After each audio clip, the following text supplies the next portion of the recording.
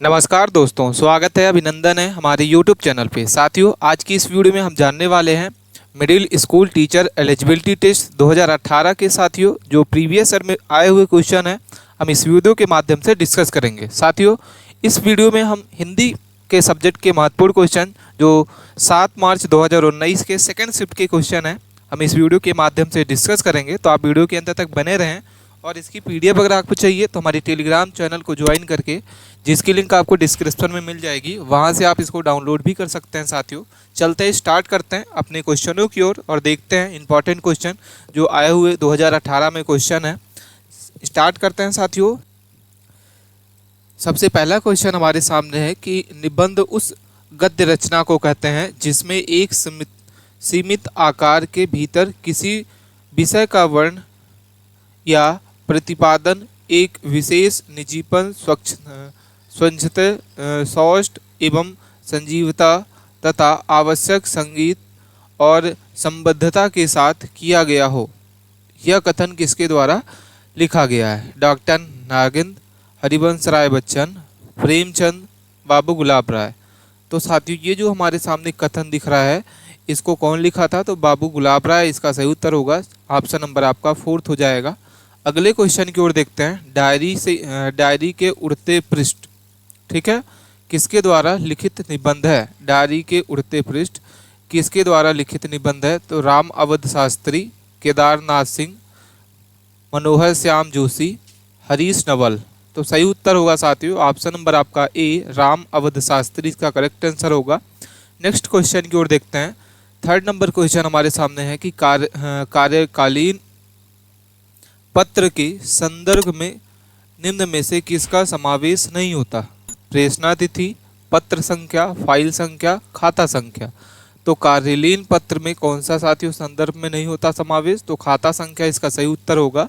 साथियों, वीडियो अच्छी लग रही है तो वीडियो को लाइक कीजिए और आप चैनल पे पहली बार हैं तो चैनल को सब्सक्राइब कर लें। अगला क्वेश्चन हमारे सामने दिख रहा है कि शिक्षण सहायक सामग्री शिक्षण अधिगम प्रक्रिया है। उपयुक्त सभी केवल सहयोग करती है, केवल प्रेरित करती है, केवल प्रभावित करती है। तो शिक्षण सहायक सामग्री जो है वो शिक्षण अधिगम प्रक्रिया को उपयुक्त सभी हो जाएगा इसका सही उत्तर। सहयोग भी करती है, प्रेरित भी करती है, प्रभावित भी करती है। अगले क्वेश्चन की ओर देखते हैं साथियों। 5 नंबर क्वेश्चन है कि बोलने के आवश्यक तत्व होते हैं कल्पनाशीलता, अर्थग्रहण, भाव एवं विचार, स्वर एवं व्यंजक। तो बोलने का आवश्यक तत्व जो है वो भाव एवं विचार इसका सही उत्तर होगा। थर्ड नंबर ऑप्शन जो है इसका सही उत्तर होगा साथियों। नेक्स्ट क्वेश्चन की ओर देखते हैं। 6 नंबर क्वेश्चन हमारे सामने दिख रहा है कि इसमें से कौन व्यंग निबंधकार के रूप में प्रसिद्ध है?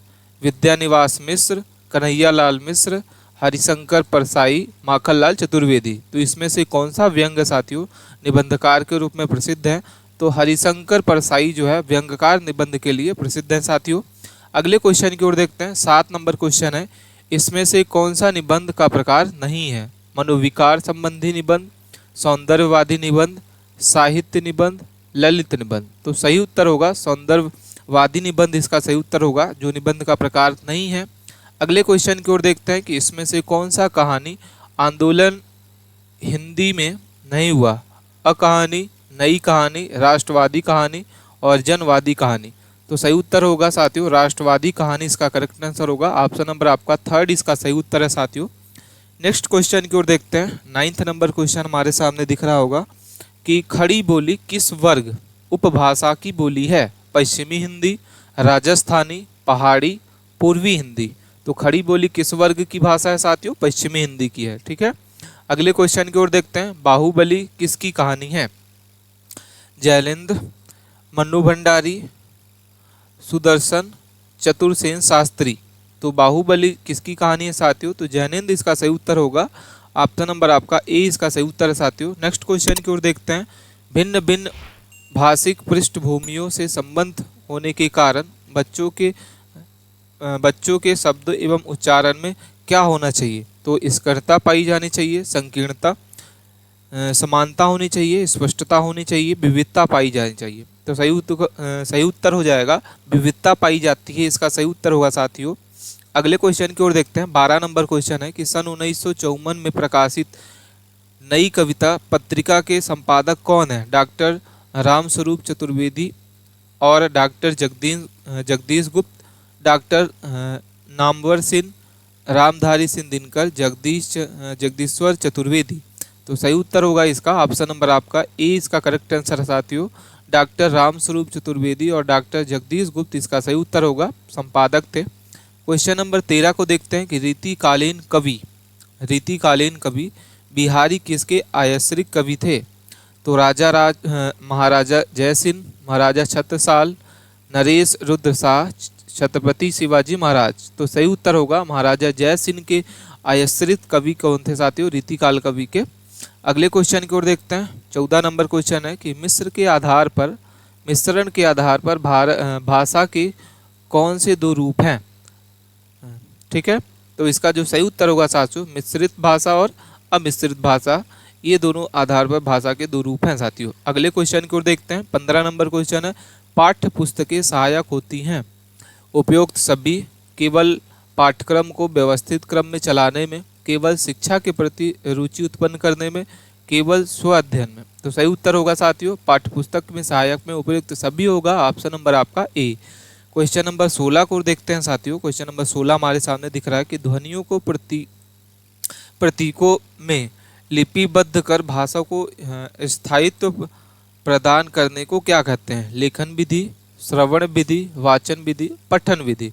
तो सही उत्तर होगा लेखन विधि कहा जाता है इसको साथियों, ऑप्शन नंबर ए इसका करेक्ट आंसर होगा। 17 नंबर क्वेश्चन की ओर देखते हैं कि पत्र लेखन में पूर्वापार संबंध से क्या तात्पर्य है? क्रम से पत्र लिखना, पत्र में चिट्ठी लिखना, पुराने संबंध बनाए रखना, पूर्व लिखित पत्रों का संदर्भ करना। तो सही उत्तर होगा साथियों पूर्वापार संबंध का तात्पर्य होता है कि पूर्व लिखित पत्रों के संदर्भ में, इसका सही उत्तर होगा। अगले क्वेश्चन की ओर देखते हैं। 18 नंबर क्वेश्चन हमारे सामने दिख रहा है कि बच्चों को भाषा सिखाने के संदर्भ में शिक्षक का क्या उद्देश्य होता है? ठीक है, सीखने की प्रक्रिया को विस्तार देना, बच्चों के अभिभावकों को प्रसन्न करना, बच्चों को गृह कार्य देने के लिए, बच्चों से अपना काम निकलवाने के लिए। तो बच्चों को भाषा सिखाने के संदर्भ में शिक्षक का जो उद्देश्य होता है वो सीखने की प्रक्रिया को विस्तार देना, इसका सही उत्तर होगा ऑप्शन नंबर ए। अगले क्वेश्चन की ओर देखते हैं साथियों। 19 नंबर क्वेश्चन हमारे सामने दिख रहा है कि फणीश्वर नाथ रेणु किस प्रकार के कहानीकार माने जाते हैं? मनोवैज्ञानिक, आंचलिक, रोमांटिक, ऐतिहासिक। तो फणीश्वर नाथ रेणु जो है साथियों आंचलिक प्रकार के जो कहानीकार माने जाते हैं, इसका सही उत्तर होगा ऑप्शन नंबर बी। अगले क्वेश्चन को देखते हैं। 20 नंबर क्वेश्चन दिख रहा है हमारे सामने। सुमित्रानंदन पंत, ठीक है, सुमित्रानंदन पंत जो है वो कृत लोकायन शीर्षक महाकाव्य किस ऐतिहासिक महापुरुष के जीवन पर आधारित है? महात्मा गांधी, सुभाष चंद्र बोस, सरदार वल्लभ भाई पटेल, शहीद भगत सिंह। तो सही उत्तर होगा महात्मा गांधी साथियों, ऑप्शन नंबर आपका ए इसका करेक्ट आंसर होगा। अगले क्वेश्चन की ओर देखते हैं। अंतदेशीय पत्र का उपयोग क्या है? कार्यकालीन पत्र व्यवहार के लिए होता है, केवल वैश्विक पत्रों के लिए किया जा सकता है, देश के भीतर पत्र व्यवहार के लिए होता है, अंतर्राष्ट्रीय पत्र व्यवहार के लिए होता है। तो देश के भीतर पत्र व्यवहार के लिए होता है, इसका सही उत्तर होगा। अगले क्वेश्चन की ओर देखते हैं। 22 नंबर क्वेश्चन हमारे सामने दिख रहा होगा साथियों। अगर आपने चैनल को सब्सक्राइब नहीं किया है तो प्लीज़ चैनल को सब्सक्राइब कर लें, और अभी तक आपने वीडियो को लाइक नहीं किया तो वीडियो को लाइक करें। लिपि का प्रयोग भाषा के किस अभिव्यक्ति में होता है? मौखिक, सांकेतिक, लिखित, आंगिक। तो सही उत्तर होगा साथियों लिखित, इसका सही उत्तर है।